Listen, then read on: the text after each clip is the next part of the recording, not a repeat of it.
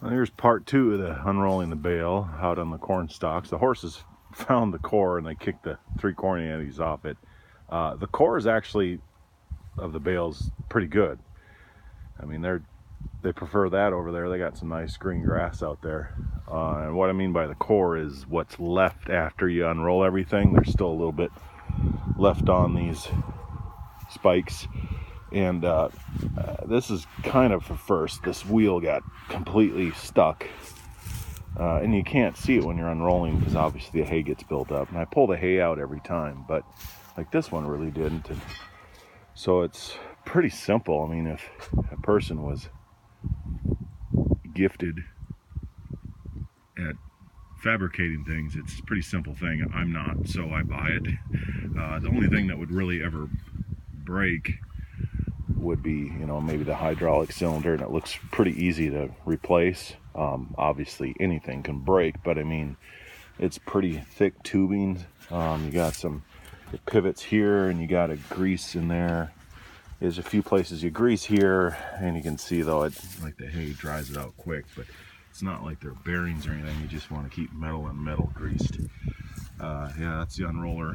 This one comes with a stand, so when you want to unhook it, you just take these 4 legs, and which helps. I'm sure anybody that knows hooked up a lot of different 3-point implements, what a help that is.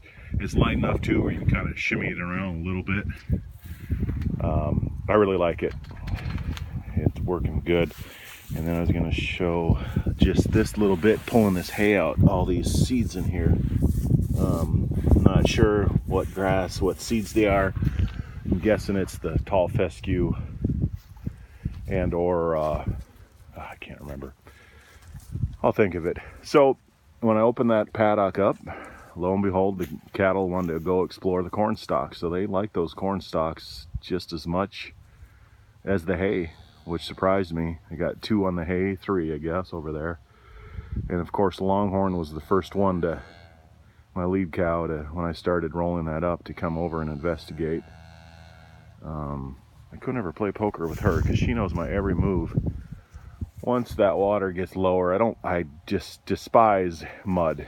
Anybody that works with animals gets that. It's just terrible, but I'll move that water probably just right to the line here where it's drier, and then I can just dump the water from the outside. I don't have to go in there. I'll move my mineral feeder, and that's really the only muddy place they got because it's the lowest spot. Of course, it's where they congregate the most here, but you never know. All these little experiments, that's probably half the fun of ranching, farming, whatever, is just doing these little experiments that you do that I would have lost a bet, not that I'm a betting man, to think the cattle would move off of that hay to go back to the corn fodder. I'm thinking what they're doing is trying to find a little bit of ears of corn, and I try to do half-acre paddocks. Like I said, you can't see them at all here, but they're up, and they go horizontal here. They go this way, the little paddocks, and I have 2 lines. So one line is ready. I can just unroll the one, I should say roll it up, and then they have a barrier the next, and it's easier to see than explain. But anyway, I leave it open so they can come back and drink, and oh sure, bring all that hay in the water, and just kind of go where they want. Normally when you do it with grass, you keep them from going back and eating the grass because you don't want them to keep damaging as it grows. Well, this it doesn't matter. So about every half acre or so, I may find 6 ears of corn, something like that, 6 full ears. So it's the combines do a phenomenal job of being really efficient and getting all the ears of corn. Of course, you know, you do have your spots where, like, there's a gully down there, and I think that's why they're there. There's a few more ears of corn, but not many more, not enough to really worry at all about them getting sick off of it. So anyway, little secondary update. Horses are happy eating that little bit of core. I'll pull all that hay out of there, make sure that wheel's working, and I love this little tractor. I was worried when I first got it. I had a John Deere 2840, mid-1970s, no front wheel assist, no cab or anything, so it was interesting. It's the only tractor I've had, the only way of pushing snow. It was a little interesting here up in Minnesota when we get our snowstorms. But so I went down in horsepower. This is only like a 60, but it's super versatile. It's got Bob skid steer attachments plus the hydraulic, so I've got a grapple for it now, which is really handy. Front wheel assist. The cab is fine. Sure, in the winter, I admit it, it's nice, but I don't know, I was kind of used not to having a cab, so it's nice when the snow's blowing, I admit it, but I'm not going to complain about it. You pay a lot for the cab, and I'm sure it's worth it, but it's the front wheel assist and the versatility, especially switching out implements. My tractor, I had to chain stuff to the bucket because the bucket was so hard to take on and off, and it was such a moose.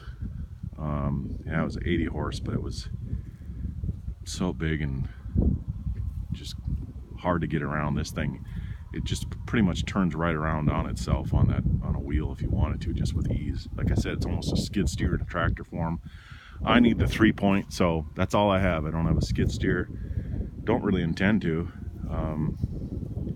It makes it interesting when you're spreading manure, which I'm going to have to do soon here to load it up, and I got to unhook and load the manure, hook up. But you know, that's just another incentive for me not to try to have a whole lot of manure in a dry lot. And it doesn't go too bad once you kind of get it going. It's not bad, but it'd be nice sometimes to have something different load. But I don't like, I maintain the stuff, but I don't like doing it. So I've got my truck, I got my trailer, I got my tractor, a few other implements. That's plenty for me. Maybe if my herd grows or when it does, that might be a little different, but because you're just gonna have manure, and manure is a good thing once it composts to spread on these fields. But I'd rather let them do the spreading right now. So a little update. Again, now I do see more coming back to the hay, so that's cool. They kind of have their, just like us, we kind of like variety in our food, so that's what the option is here. It's kind of interesting to see what they go for. They pick at the corn right away, and then they few of the stalks, and they're going to come back to the hay. This hay should, if I didn't have anything out here, this hay should last them like 3 days. So let's see how that holds true here. Yep, everybody's happy. Well, except for the 3/4 hennies. They're not. They're for sale, by the way. Probably a little bit too big to rope, but they're pretty fresh.